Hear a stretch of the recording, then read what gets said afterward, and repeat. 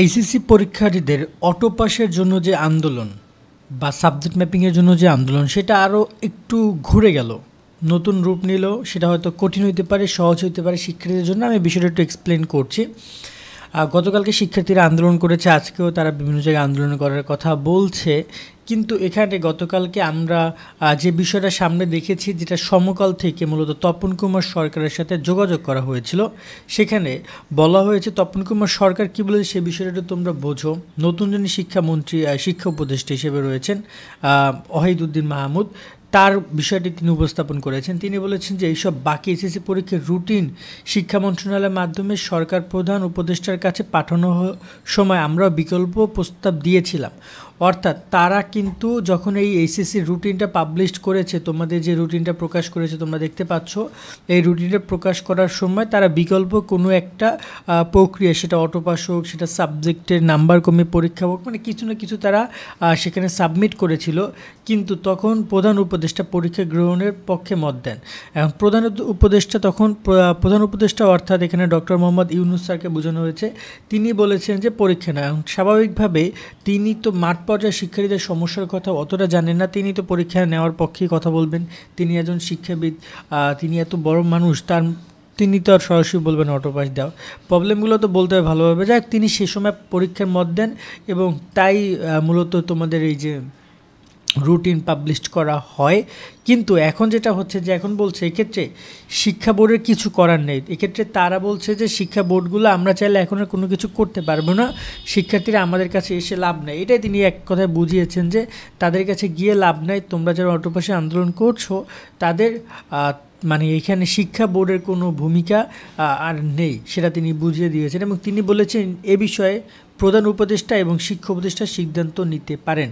এখন এই জায়গায় একটা কথা রয়েছে, প্রধান উপদেষ্টা তো মূল কথা হচ্ছে শিক্ষা উপদেষ্টাই সিদ্ধান্তটা নেবেন, কারণ এখন যেহেতু প্রধান উপদেষ্টাতে আরও অনেক কাজ আছে। কিন্তু শিক্ষা উপদেষ্টা নিয়োগে দেওয়া হয়েছে একমাত্র এই যে শিক্ষার্থীদের বা শিক্ষা মন্ত্রণালয়ের সব কার্যগুলো দেখার জন্য।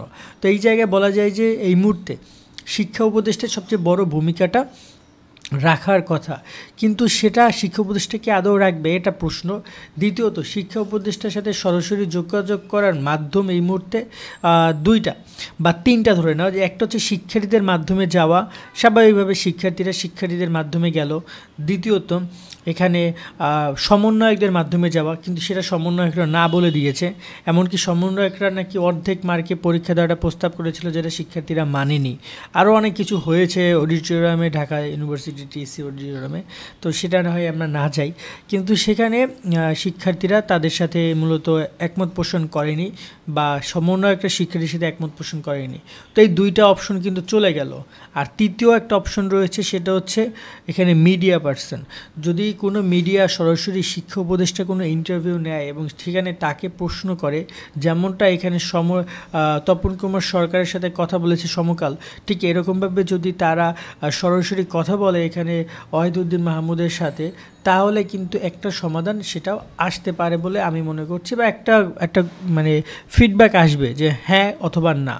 ঠিক আছে, হ্যাঁ অথবা না, বা তারা কি চায়, কনফিউজ থাকার তো কোনো দরকার নেই। তো এই জায়গায় এই একটা বিষয়, এখন শিক্ষার্থীরা যাই বলুক না কেন, আমার মনে হয় এই বিষয়টা নিয়ে তারা আগাতে পারে এবং আন্দোলনের একটা নতুন মোড় হয়েছে। আর অনেক শিক্ষার্থী নাকি এখন আবার চাচ্ছে তাদের পরীক্ষা যদি নেয় তাহলে অন্তপক্ষে অর্ধেক মার্কে এক্সাম নিক, নিয়মকানুনের কাটছাড় করুক। এই বিষয়টি আসলে অনেক শিক্ষার্থী আবার মানছে না, আবার অনেক শিক্ষার্থী বলছে এটা হলেও খারাপ হয় না। পরীক্ষা তো পরীক্ষাই, তো দিলে সব বিষয়ে দেওয়া উচিত, আর না দিলে নাই, এটাই উচিত হবে। কারণ এই অল্প নিয়মে পরীক্ষা দিয়ে দেন ওটা একটা বাস খেতে হবে, দেন এটা আরও খারাপ। ঠিক আছে, এটা আমার মনে হয়। তারপর সামনে যদি নতুন আপডেট আসে আমরা তোমাদেরকে জানানোর চেষ্টা করব। সো আমাদের সাথে যুক্ত থাকো সাবস্ক্রাইব করে। কারো কোনো প্রশ্ন থাকলে সেটা কমেন্ট করে জানাতে পারো। আল্লাহ হাফেজ।